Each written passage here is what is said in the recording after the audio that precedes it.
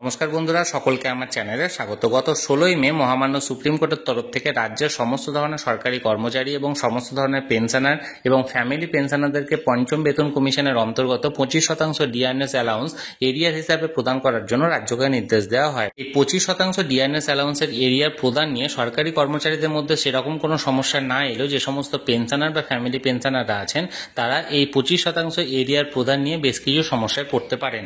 আজকের ভিডিওতে আমি মূলত সমস্ত ধরনের পেনশনার এবং ফ্যামিলি পেনশনারদের কোন ধরনের সমস্যা আসতে পারে এই 25% ডিআরএস অ্যালাউন্স সংক্রান্ত তাই নিয়ে বিস্তারিতভাবে আলোচনা করব।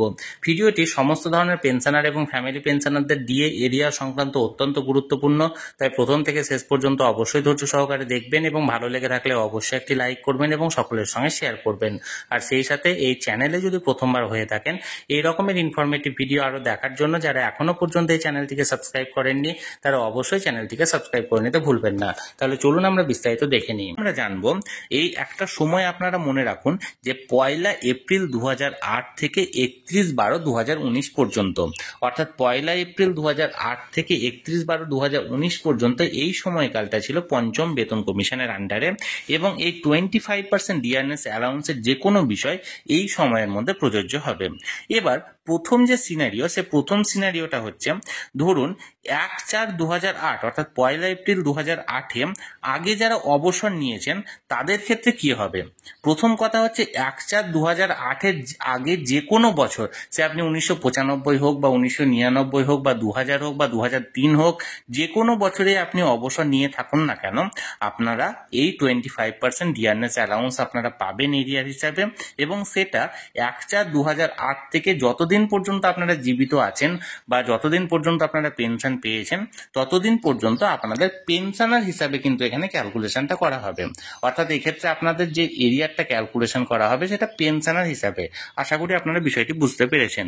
এবার দ্বিতীয় যে বিষয়টি নিয়ে আলোচনা করব সেটা হলো ধরুন আপনার 1/4/2008 অর্থাৎ 1 এপ্রিল 2008-এর আগে আপনারা ফ্যামিলি পেনশন শুরু হয়েছে, অর্থাৎ মূল পেনশনারের মৃত্যু ঘটেছে 1/4/2008-এর আগে এবং তার নির্ভরযোগ্য কোনো স্ত্রী বা তার ছেলে মেয়ে কেউ ফ্যামিলি পেনশন পাচ্ছেন এবং এক্ষেত্রে কি হবে, এক্ষেত্রে তারা অর্থাৎ সেই নির্ভরযোগ্য ডিপেন্ডেন্ট ফ্যামিলি পেনশনারও এক্ষেত্রে 25% ডিআরএস অ্যালাউন্সের এরিয়ারটা পাবে এবং তাদের ক্ষেত্রে 1/4/2008 থেকে এই ক্যালকুলেশনটা শুরু হবে ফ্যামিলি পেনশনার হিসাবে।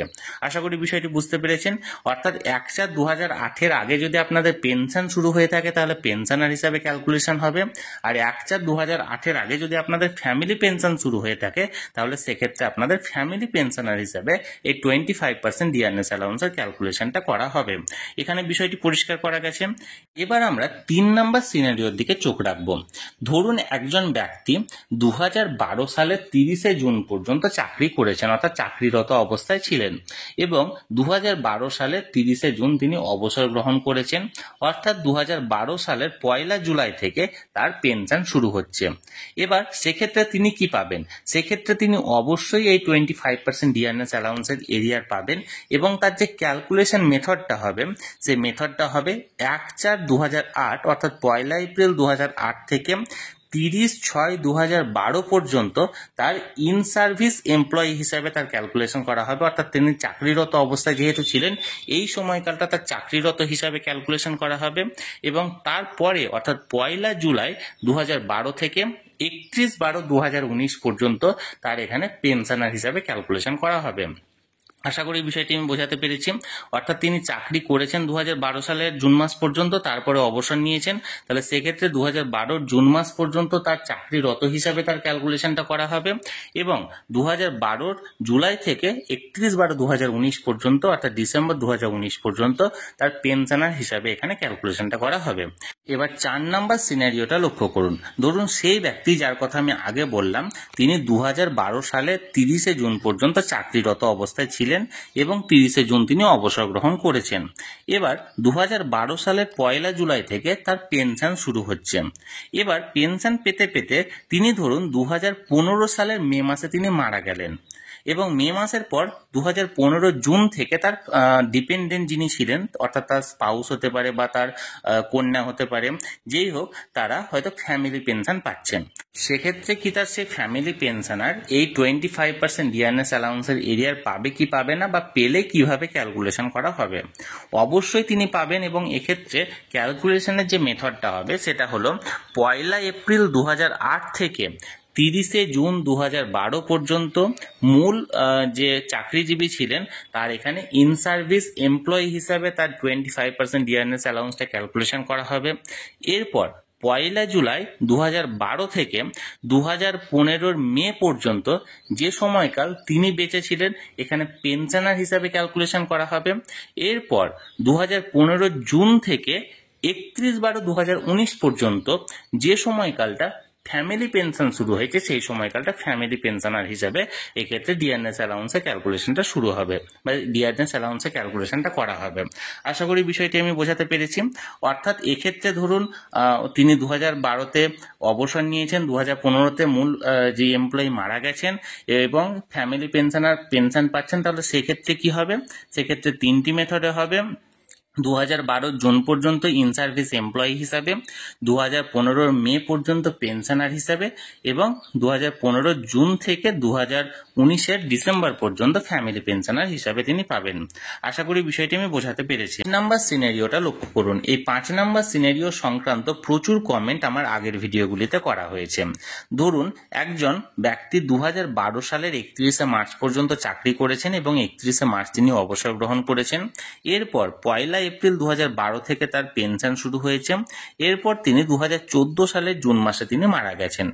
এরপর 2014 জুলাই মাস থেকে, অর্থাৎ জুলাই মাসের 1 তারিখ থেকে ধরুন ফ্যামিলি পেনশন শুরু হয়েছে। তারপর এই ফ্যামিলি পেনশনারও 2018 সালের ফেব্রুয়ারিতে ধরুন মারা গেছে। তাহলে সেক্ষেত্রে কি তার কোনো উত্তরাধিকারী অর্থাৎ লিগ্যাল হেয়ার কি এক্ষেত্রে বা নমিনি এক্ষেত্রে কি এই বকেয়া ডিআরএস অ্যালাউন্সের এরিয়ারটা পাবে? অবশ্যই পাবে। এক্ষেত্রে কিভাবে ক্যালকুলেশনটা হবে? মার্চ 2012 পর্যন্ত এক্ষেত্রে ইন সার্ভিস এমপ্লয়ি হিসেবে ক্যালকুলেশন হবে। এরপর 1 এপ্রিল 2012 থেকে 2014 সালের জুন মাস পর্যন্ত ক্যালকুলেশন হবে পেনশনার হিসাবে। এরপর 1 জুলাই 2014 থেকে 2018 ফেব্রুয়ারি পর্যন্ত ফ্যামিলি পেনশনার হিসাবে এক্ষেত্রে ক্যালকুলেশন হবে, এবং তারপর যে পুরো অ্যামাউন্টটা হচ্ছে সেই অ্যামাউন্টটা যিনি লিগ্যাল হেয়ার বা যিনি নমিনি ছিলেন, ফ্যামিলি পেনশনারের নমিনি ছিলেন, সেই ফ্যামিলি পেনশনারের নমিনিকে এখানে ট্রান্সফার করে দেওয়া হবে। তাহলে বন্ধুরা, পেনশনারদের ডিএ এরিয়া সংক্রান্ত বেশ কিছু সমস্যা এবং তার সমাধান নিয়ে আজকের ভিডিওতে আলোচনা করলাম। ভিডিওটি ভালো লেগে থাকলে অবশ্যই একটি লাইক করবেন এবং সকলের সঙ্গে শেয়ার করবেন। সেই সাথে চ্যানেলে যদি প্রথমবার হয়ে থাকেন এই রকমের ইনফরমেটিভ ভিডিও আরো দেখার জন্য যারা এখনো পর্যন্ত চ্যানেলটিকে সাবস্ক্রাইব করেননি তারা অবশ্যই চ্যানেলটিকে সাবস্ক্রাইব করে নিতে ভুলবেন না। ধন্যবাদ, দেখা হচ্ছে পরের ভিডিওতে।